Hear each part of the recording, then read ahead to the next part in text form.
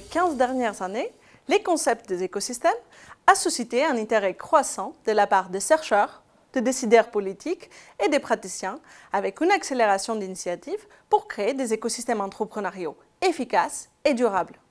Dans l'écosystème entrepreneurial, les structures d'accompagnement, telles que les incubateurs, les pépinières ou encore les accélérateurs, occupent une position centrale en agissant en tant qu'intermédiaire pour connecter les entreprises accompagnées avec les autres acteurs de l'écosystème et créer ainsi un environnement favorable à l'entrepreneuriat.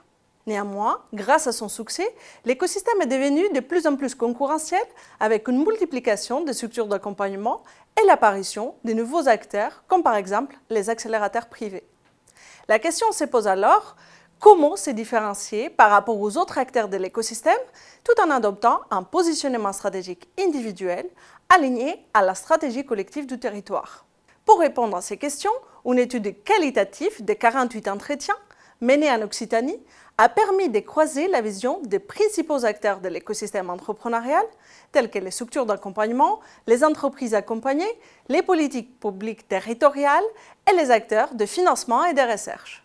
Cette étude utilise la théorie de l'alignement stratégique en distinguant l'alignement interne, qui représente les caractéristiques de l'organisation, et l'alignement externe, qui représente l'environnement dans lequel l'organisation évolue, y compris les relations stratégiques avec les autres acteurs de l'écosystème.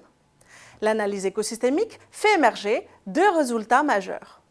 D'abord, l'alignement interne met en évidence que les acteurs de l'écosystème se différencient en adoptant plusieurs combinaisons de positionnement stratégique en se basant sur la cible client, par exemple un entrepreneur social ou un demandeur d'emploi, les secteurs d'activité, comme par exemple les biotechnologies ou les spatiales, la zone géographique, comme par exemple régionale ou internationale, et enfin les offres de services proposées, comme par exemple le marketing ou la technologie. Ainsi, certains acteurs se définissent en tant que généralistes ou spécialistes d'accompagnement.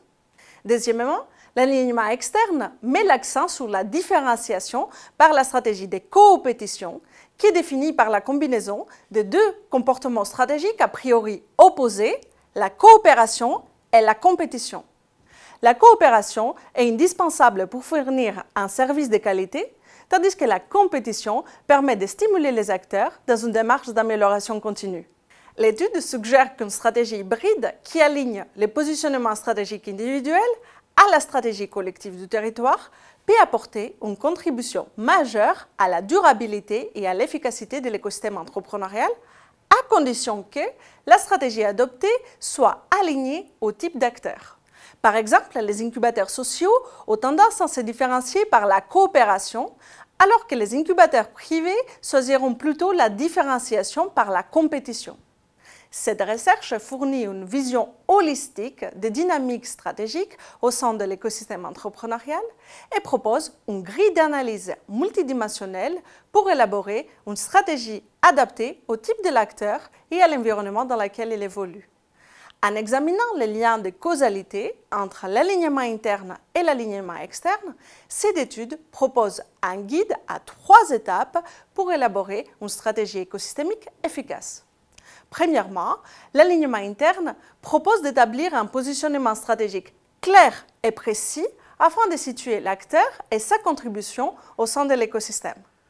Deuxièmement, l'alignement externe suggère de définir une stratégie collective de coopération, de compétition ou de coopétition avec les autres acteurs de l'écosystème. Enfin, il est nécessaire d'établir une adéquation entre la stratégie individuelle et la stratégie collective en se basant sur les spécificités individuelles, organisationnelles et contextuelles afin d'augmenter les bénéfices pour l'organisation et pour son écosystème. Cette étude incite les acteurs à adopter un positionnement stratégique compatible avec la stratégie globale de l'écosystème qui leur permettra d'obtenir un avantage concurrentiel et d'améliorer leur efficacité. Par ailleurs, ces résultats encouragent les décideurs politiques à promouvoir des stratégies hybrides telles que la coopétition. Cette stratégie permet d'optimiser les ressources et de réduire la duplication entre les acteurs tout en renforçant ainsi leur complémentarité.